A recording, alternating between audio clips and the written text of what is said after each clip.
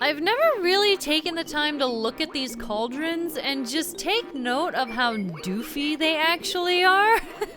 These guys are like the most doofy transportation I have ever seen.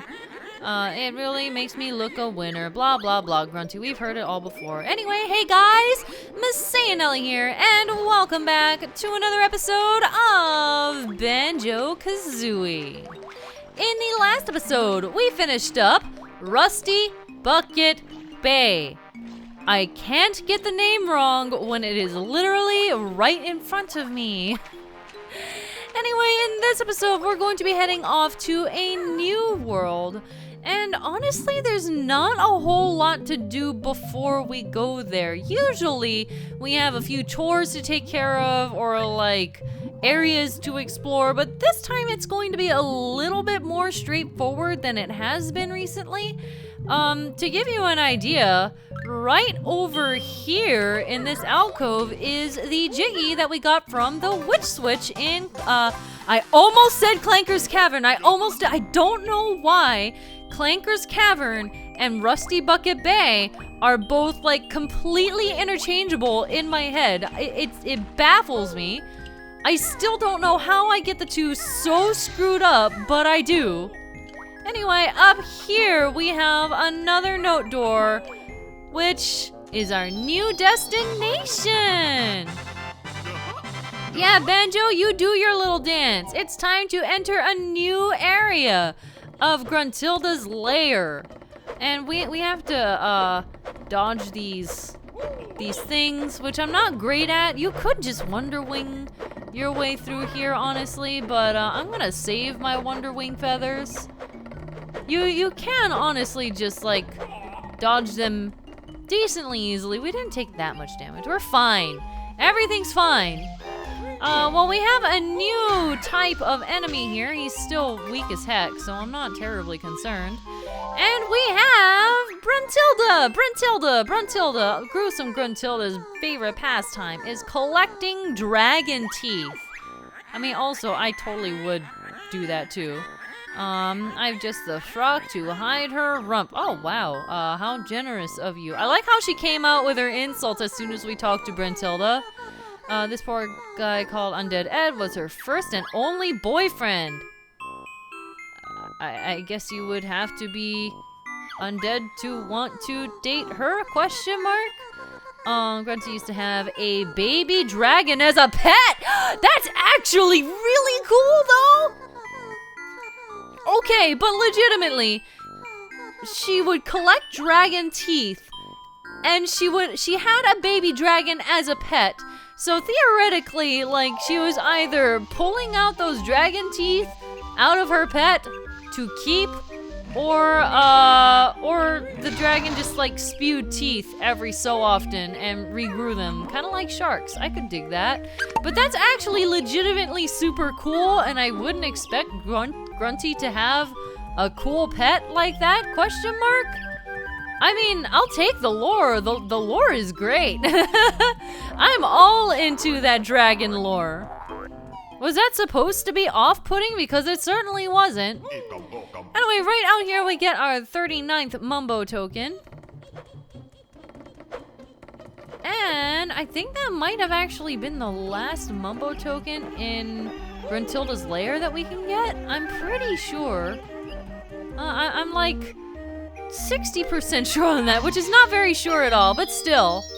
Anyway, press this switch down and we activate the Jiggy piece for the next world, which is interesting. It's the only one that has us do something extra to actually make the Jiggy thing appear, which is a little bit strange. But we'll work with it.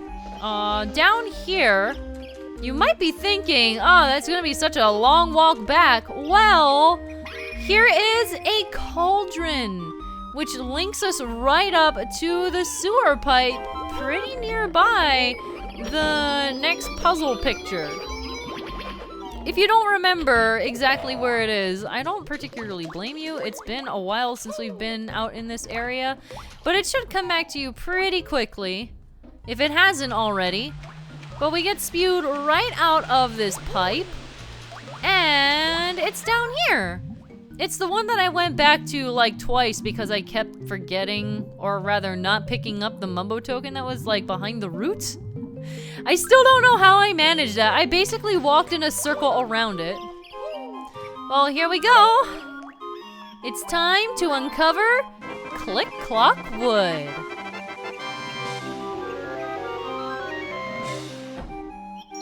Yeah! I'm so excited about this. Guys, you have no idea. I'm actually extremely excited about Click Clock Wood.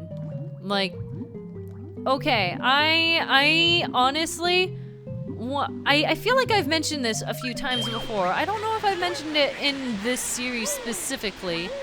I don't know if I mentioned it in this series specifically, but when I was a kid, I would often play video games like they were toys. I wouldn't really be like playing the game specifically to beat it or to figure it out or to go in the wrong direction like I am right now.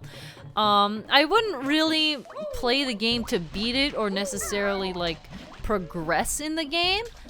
But what I would do is I'd go into it just to explore and just to like feel around the areas and like see what I could find.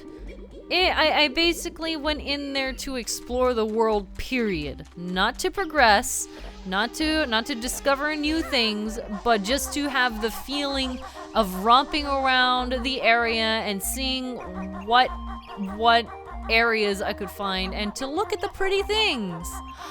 Click Clock Wood was definitely that. That was definitely essentially the world that I went to for that. And I distinctly remember just going around this area and playing around and just being like, oh wow, everything is so pretty and cool, and look at all of the trees. And I was just in love with the idea of this place, and so I have some fond memories with this particular world. And now that I'm an adult, and now that I can kind of like appreciate game design more, I guess. Game design is putting it loosely, I think, but, or trying to be more sophisticated than it actually is. But now that I'm older, I can really appreciate what went into this world. It's super, super cool. So we start out in this little hub area, and if you pretty much can see this, you can tell what direction this is going in. We have 4 seasons. Our first season is spring, and it's so cute and it's so friendly, and I love the music. I love the look. I love that it's forests. I love that it's green. I love that there's water. I love that there's rain. I love this place. I just like being in this area because it gives me the feel-goodsies. And speaking of feel-goodsies, well, this doesn't feel good at all, but this thing will actually munch you, and it does not like Banjo getting close. However, you can Wonder Wing your way inside and grab whatever's inside of it and without getting hurt. So that's something to keep in mind. Wonder Wing is definitely helpful for that, but you don't inherently need Wonder Wing to make it work, so don't worry about that. So we're starting with 39 Mumbo tokens. So that was our first Mumbo token. I'm gonna tell you guys something. I'm gonna tell you guys something right now. This world has a whopping 25 Mumbo tokens to find. 25. Yeah, that's kind of incredible. It is impressive. It's definitely the most that we've had to discover by far. And we have a little beaver over here. Look at Mr. Beaver. Hello, sir. What is up? Somebody move this boulder, Naughty can't get in his house. I'm not the strongest beaver around. Bear, you're looking kinda tough with your claws and your bird buddy, so could you come over and help me out? Well, the rocks start coming and they don't stop coming. Okay, I'm sorry. I apologize. I'm very, very sorry for my transgressions, and I will not do that again for a while. Alright, I was waiting to do that. I absolutely was waiting to do that, and I only apologize halfway. This thing is a hole in the ground. Theoretically, my head cannon here. Okay, so you're supposed to, like, poop out your eggs, and your eggs sprout this gigantic flower for some reason. But my headcanon is that we did not sprout this flower out of eggs. We just provided the fertilizer that it needed to actually, you know, be a flower. So it makes sense, right? That makes a little bit more sense than what we initially might have had. Question mark. I don't know. That's freaking weird. Anyway, here's Mr. Bowl again, please. I kind of like how he came back though, because we last saw him in what, Mumbo's Mountain, and here he is at the end of the game. So not bad. I like that. Hello, Wonder Wing. Give me that. We're gonna run out of Wonder Wing feathers pretty quickly, so I need to find a bit more. And now that we're in this area, yes? No? Okay, I think I know where I'm going. We're gonna come up here, and we have these guys. I really, really like them. Okay, I really, really like these guys. They're so cute / cool.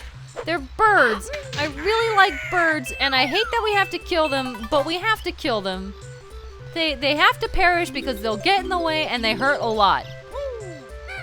And they are particularly dangerous in this world because, as you can tell, we are on the trunk of a tree, and trees usually mean up, which means that we can fall from great heights, and it's not gonna be good. It is not. It's not gonna end well for us. So we're gonna kill all of the birds that we find. Unfortunately, it kills me. It absolutely breaks my heart because I love birds, and I'm sure this guy is just like trying to protect his nest or whatever, minding his own business, trying to live life. And here's Banjo coming around and being like, excuse me, but you can't do that. You can't just live your life while Banjo is in the house. So I'm just gonna take all of them out so that I don't accidentally encounter one later when it is inconvenient. Like that. So these little flowers, not flowers, but these little leaves are very hard to jump up on top of. It's possible, but they're a little bit hard to aim on. It's very awkward, in fact. I do not like them. But at least they exist, I suppose? They give you a way to get up there, at least.